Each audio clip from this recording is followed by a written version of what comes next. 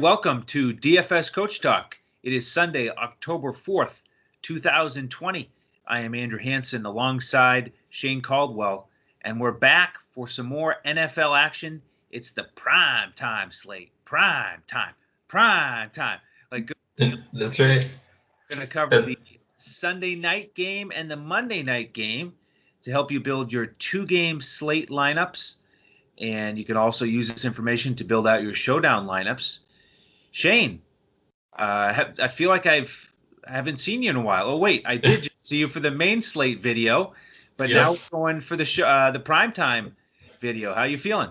Yeah, the primetime slates are kind of fun because you know most people get a chance to watch these on Sunday night, Monday Night Football, and to have a little bit more invested in it. Some DFS plays and some nice game stacks here. It is a fun slate to play, mixing up the two. This one's going to be kind of crazy because you're going to have a lot of people focusing on the Monday night game as a more high projected total with a lot of stars. But just like the theme of the main slate, we got a lot of weird injury situations going on here. A lot of question mark for some really big names. And then you have some really big names coming back and you don't really know if they're getting a full workload or what they're going to look like. So you got a lot of question marks here, and you got to try to project it the best you think they're going to get in terms of best you can in terms of their workload, and how many targets and how many snaps these players are going to get. And are they fully healthy? And, there's some major players that could be out, and you may not know that right away.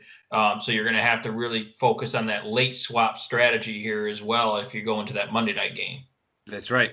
So let's start to break it down a little bit, and let's look at the lines from our presenting sponsor. That, of course, BetUS.com.pa. Thank you for everything they do.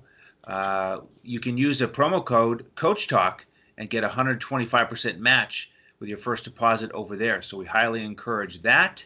And in terms of the lines, let's look at these two as a whole here, because this is a two-game slate we're breaking down. Eagles at the Niners Sunday night at 8:20. We've got the Niners as the big home favorites, 7.5 points. Over under only 45. But on the Monday night matchup, we've got the Falcons traveling to Green Bay, another big home favorite. On BetUS, we've got the Packers a 7-point favorite, but the over-under 56.5. So we're certainly expecting more points there, more fantasy output. But what we're going to do now is try to break it down for you so you can actually build a winning lineup. So starting with game number one, Mr. Caldwell, Eagles and Niners. We chatted a little bit here before we got started. You may think that the 7.5 point line is a little bit steep for the Niners, that the Eagles might have a chance to keep it close, but they're going to have to do it with a different cast of characters with all these injuries. We've got Alshon Jeffrey out, Deshaun Jackson out, J.J. Arcega-Whiteside doubtful. We know Dallas Goedert's already out, the tight end. So the receiving core is limited. And then on the 49ers side, Jimmy Garoppolo is out. Raheem Mostert is out. But we've got George Kittle and Deebo Samuel back in. So a lot of moving parts, and we're going to try to sort it out for you. Awesome. Yeah, so I think that I do like Philadelphia a little bit better than most people, than a lot better than Vegas likes them. Huge underdogs here going on the road against San Francisco, and I get why they're underdogs. Philadelphia has a lot of injuries. They've been absolutely atrocious this year. But I think that San Francisco has also had a lot of critical injuries as well, and they have some of their star guys coming back, Deebo Samuel and George Kittle. But I think Philadelphia is still a pretty decent team, even though they've been playing down to their competition. They've been playing really bad. So I think Philadelphia can be competitive in this game, and I think that they will keep it a little bit closer than the total implies here. So, and I think that the nice thing about Philadelphia is you can kind of predict where the usage is going to go. I've always talked about Miles Sanders. I like him. I think people will steer away because of the game script here and in a pretty tough matchup, but I don't think San Francisco's really been tested that much in the run game. They've had a pretty easy schedule, playing teams like the, New York Giants and several other And the teams that Jets are pretty, the week before yeah, that. exactly, the New York Jets. So they haven't really been tested since they had all those injuries on the D line. Now the Eagles' offensive line I know is not great, but according to Pro Football Focus, they still have a huge advantage in run blocking and pass blocking. So according to the grades for the current teams, they still have an advantage for Philadelphia, which means Miles Sanders should have a little bit of room to run. And I expect him, even if they get down, to be heavily involved in the passing game this week. Now that they're down even more receivers and have very few weapons, Miles Sanders hasn't been heavily involved with the passing work, but I expect him to get peppered with targets and to have some explosive plays in the pass game and the run game here. So I do like Miles Sanders, and I'm hoping I can get him a little lower ownership, even though this is a 2-game slate. And then I do like, even though it's a tough matchup, I do respect San Francisco's corners. I think they're good. I like Greg Ward. I think Greg Ward looks pretty good. He's their number one receiver now. I know that's kind of ugly that Greg Ward is your number one receiver, but he has chemistry with Carson Wentz. And even if they get down big, he's going to get those garbage time catches. And, he looked really good last week. And he's super cheap. He's $5,000 for the primetime slate on FanDuel and $3,500 on DK. So if you want a value guy that some people might steer away from because of the ownership and because they're focusing on their games, I like Greg Ward. Also like Zach Ertz here. Obviously, he's the only game in town at tight ends now where really Dallas Goedert and Zach Ertz would run 2 wide receiver sets and kind of split the targets. I think Zach Ertz is going to be peppered with targets as well. So again, Philadelphia, you don't really love them because they're big underdogs, but the game script sets up well for those 3 players, Miles Sanders, Greg Ward, and Zach Ertz, to get a ton of targets, and it could be a bounce back spot for Carson Wentz because the San Francisco pass rush is not as good as it used to be with all their injuries they have. Carson Wentz has looked really bad, but keep in mind, Carson Wentz could be a sneaky play on this slate because everyone is obviously going to play the other quarterbacks because Carson Wentz has been so bad, but he is getting more rushing yards. He's running more designed run plays and scrambling more, and he could have potentially a decent game where, he gets like another rushing touchdown and a couple passing touchdowns here. So there is a path where Carson Wentz here would do okay and actually gain an advantage on this slate, even though they're big favorites and, or they're big underdogs here. And he could get a lot of garbage time production in the second half here. So that's kind of my take on the Philadelphia side. Even though they're not projected to score much at all, I think they could sneak up and do a little better than expected here. A lot of love for Philly here. The folks from the city of brotherly love would certainly appreciate that. Our man Brett, who's working here late tonight with us, posting these videos on YouTube.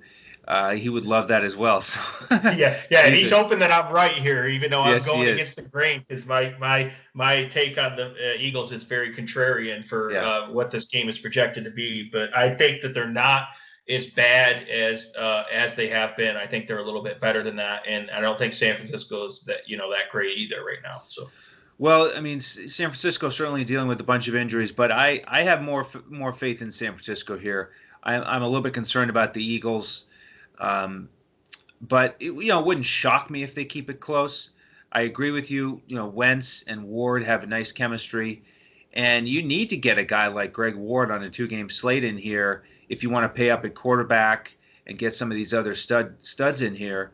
And it's not like a typical $3,500 wide receiver on DraftKings. I mean, he had 8 catches for 72 and a touchdown last week. So, he doesn't have to do that to pay off that price tag. So I like him here a lot. And then I want to touch on the rest of this wide receiver core just to make sure people know who it is. We've got John Hightower, minimum price guy. Last week, 2 catches for 19. And then Deontay Burnett, last week, 3 catches for 19. He's not on the DraftKings 2-game slate for some reason. He is on FanDuel at 4,500. So if you're as confused as me when you're looking for that guy and you can't find him on DraftKings, I looked 3 or 4 times. I cannot find him. So he's just not on the slate, but he is on FanDuel. So keep that in mind. And, Ertz is pretty good price, 5,100 on DraftKings without Goddard. And with all those other receivers out, you do expect him to get a lot of targets. The next tight end up is Richard Rodgers. So, that's enough said right there. Ertz should get a bunch of looks here. So, I don't really like how the Eagles have been playing, but I do like that, these passing targets are going to be pretty well focused on just a few guys. So that'll make it interesting. Now, over on the 49ers side, with Mostert out, we're looking at McKinnon and Jeff Wilson in the backfield. And then Debo and Kittle are back. And, Kittle has come out and said that he's good to go. He sounds like he's ramped up. And, pretty good matchup here against the Eagles for Kittle. But are you willing to pay that price tag of $6,000 on DraftKings? I don't know if you're going to be able to, if you're trying to get up for a couple like stud wide receivers in the second game, if we're talking 2-game slate here. I don't know if you're going to be able to afford to pay up for them. And then if you're going to pay up for a more expensive quarterback like Aaron Rodgers or something, it depends on roster construction. You're going to have to be a little more contrarian and hit some value somewhere else. I don't know if I trust Kittle because he does stand and block some as well. So, if they're projected to have a blowout here and just completely blow the doors off Philadelphia, then they're not going to have to pass that much either. So I don't know if it's a great game script. I can see him, getting a little bit of production and catching some passes and getting back in the mix, but they're not really going to need him to get a heavy target volume here and a lot of routes run. I think he'll be pass blocking. I don't think he's going to be on the field, for his normal allotment of snaps here. I think he'll still get a decent amount of snaps, but I don't think there's no reason to run him out there for a full workload if they're that heavily favored. Okay. It's interesting. It does depend on the roster construction here. Certainly on the Showdown slate, I'll be very interested in him because of the way that he's talking about his health. On the 2-game slate, the price is challenging. I will have him in there. Probably it sounds like a little bit more than you.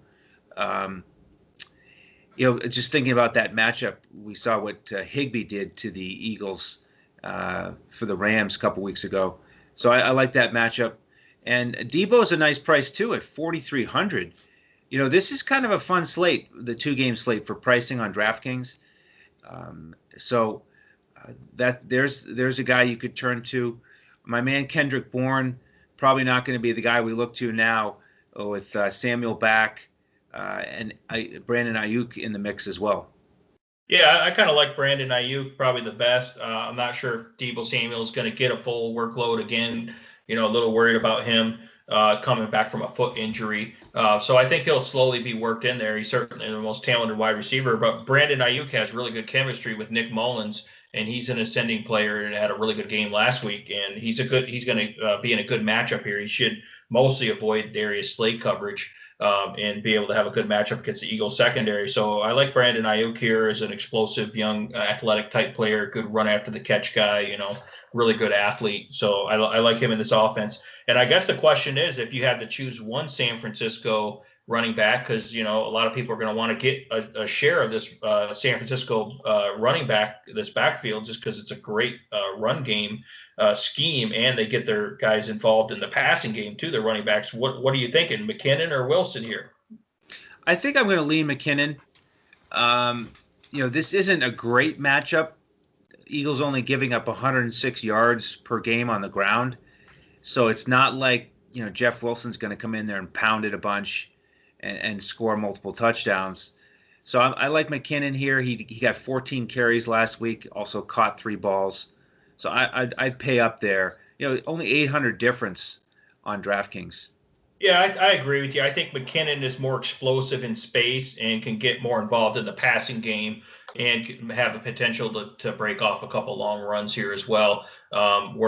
Just Jeff Wilson's more pounding in between the tackles. Jeff Wilson got involved in the passing game, but I think that was a little more fluky last week, where McKinnon should be the primary third down back here. So, McKinnon looks really good. So I do like him if he gets a pretty good workload here. Even though Philadelphia's defense is tough, it should be a good game script for him. Excellent.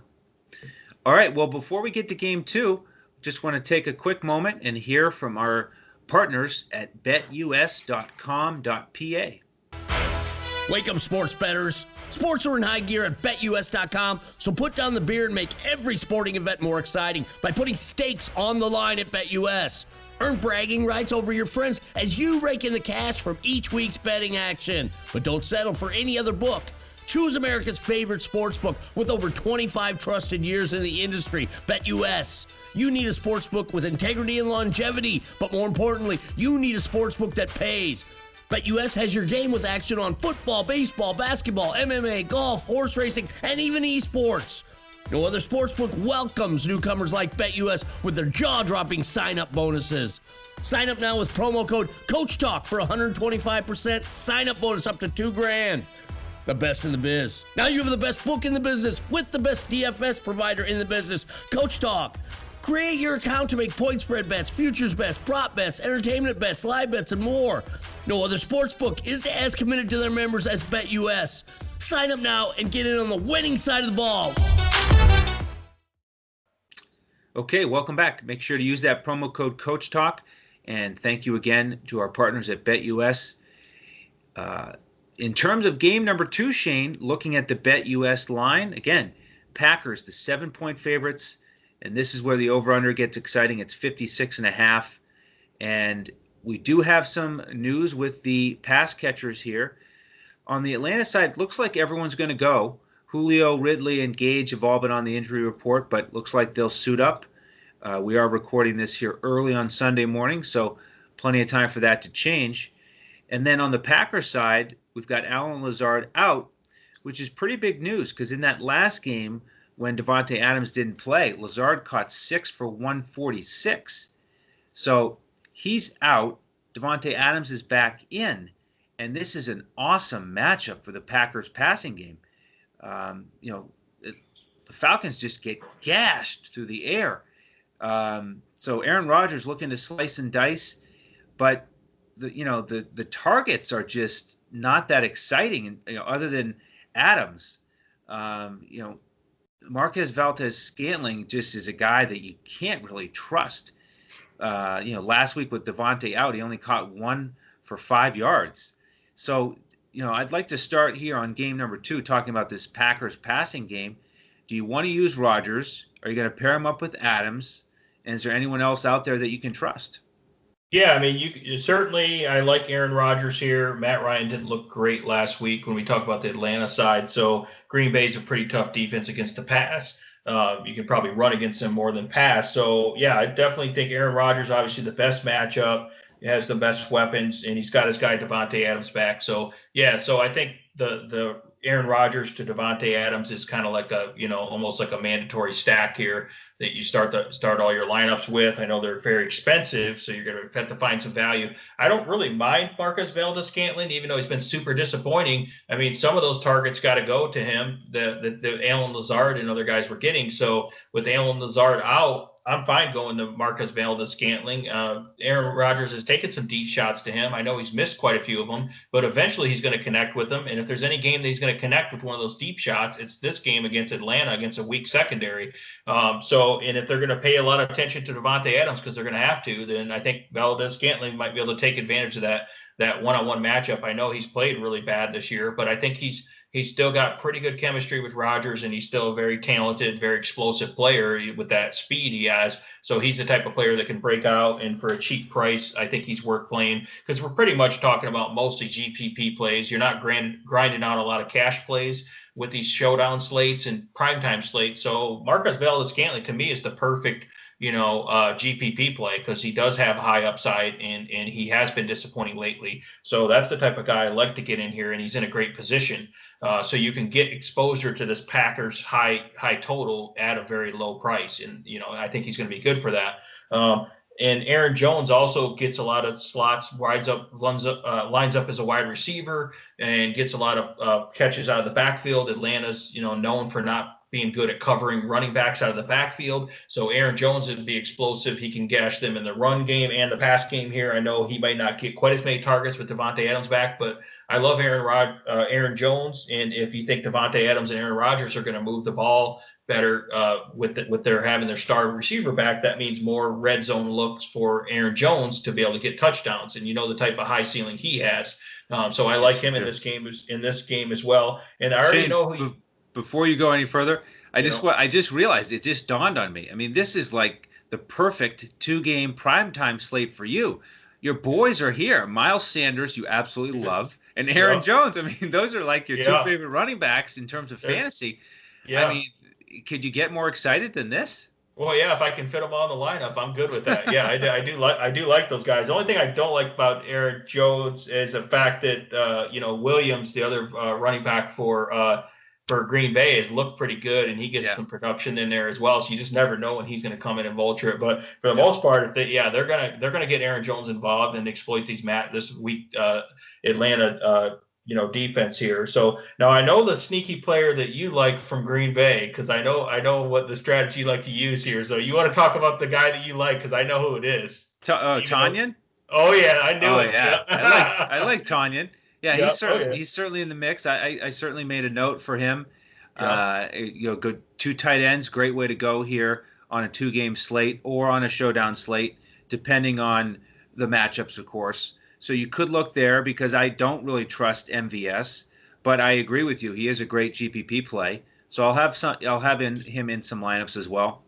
And then you mentioned Jamal Williams, the backup running back, and that's another thing you can do, is use 2 running backs from the same backfield, because there's no reason that they both can't catch one, or Jones can run one in, Williams can catch one. We saw what, looking back to Chris Carson, he caught 2 touchdowns against the Falcons out of the backfield. So, I'm sure the Packers will be looking at that. How about the Falcons side? Anyone you want to run it back with to try to match up with the Packers and try to chase them down, assuming they're trailing?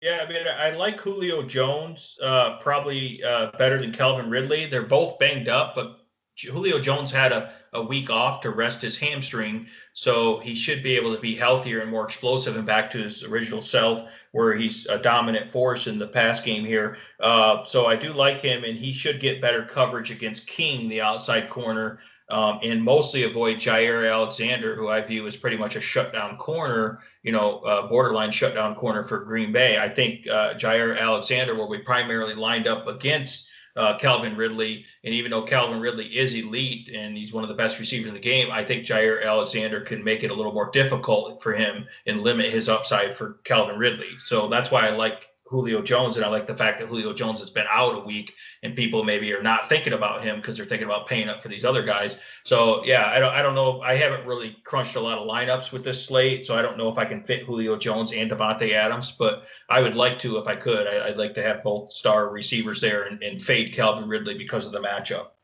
Okay, interesting. Yeah, for me, I've crunched some lineups here, and it's hard to really get many Falcons in here, because I like the prices in the first game. I like the matchup for the Packers, and there's not much room left in the lineup. And in terms of the numbers, the Packers have just been solid against the run and obviously way better against the pass than the Falcons. So, with those guys dinged up, there's a chance I could fade the star receivers for the Falcons. It's a little bit scary thinking about fading Ridley and Julio, but we'll just have to see how it plays out. Bottom line is, we invite you to come in as a member and get our final lineups, because what we do at DFS Coach Talk is we hand build our lineups. We don't use an optimizer. We just put everything together with the eye test and finalize lineups to give out to members about 45 minutes before kickoff. So what we'll do on FanDuel is we'll give out a hybrid lineup that you can use in cash games or some single entries, those types of tournaments, and then a GPP lineup or 2, depending on the slate. And then on DraftKings, we give out the coach's clipboard on the main slate. And then for a primetime slate like this, we give out core plays to help you start your build.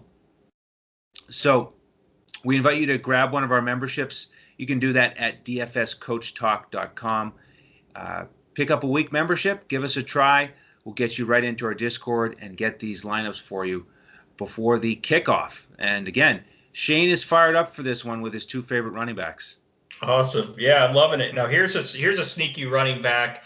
If he can get a little bit more production from Atlanta, is Brian Hill. Yes. I think Brian Hill is the most talented running back on the Atlanta Falcons. I've made it pretty well known that I don't really like Todd Gurley in this offense, and I think that Todd Gurley's washed. I know Todd Gurley had a breakout game for him, which was like 80 yards last week. So that's a Todd Gurley blow there. So he had his breakout game, but I think Brian Hill's too talented for them to ignore. And, if Gurley were to get a little bit banged up in this game, which he's known for doing, or they just decide to do more of a 50-50 split, which is what it's trending towards, Brian Hill is a guy that could blow up if he breaks off a long run or maybe gets a red zone work, catch the screen pass, takes it to the house. I mean, he's in the $4,000 range on DraftKings, $4,900 on FanDuel, and that could be an interesting lineup construction and set yourself apart for GPPs if you're looking at large field GPP. I think he's a good sleeper pick.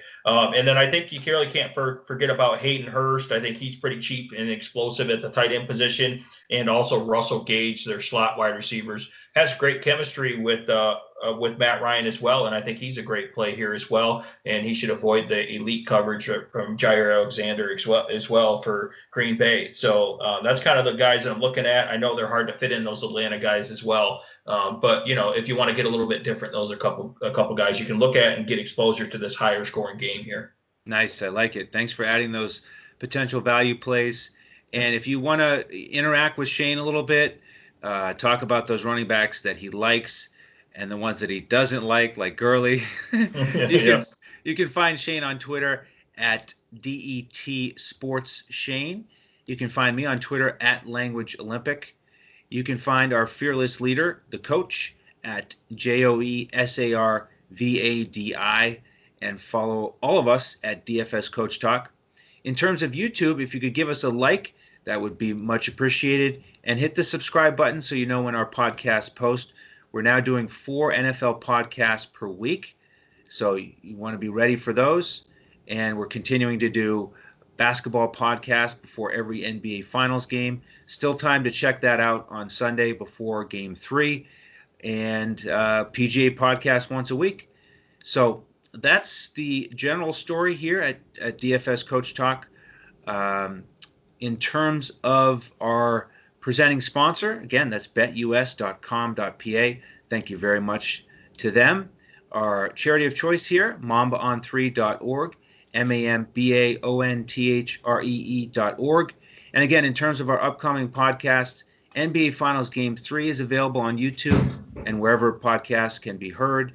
We'll have our next NFL podcast on Thursday for the Thursday night game, and then followed up again with our weekly Sunday main slate preview on Thursday, where we go game by game. So hope you'll tune in then with us. And Shane, want to thank you again for a terrific podcast here. Nice doubleheader on Saturday night to get everybody ready for Sunday and Monday. And on behalf of the rest of the DFS Coach Talk team, I am Andrew Hansen. Thank you so much for tuning in, and be sure to tune in again next time as we look to crush it in DFS.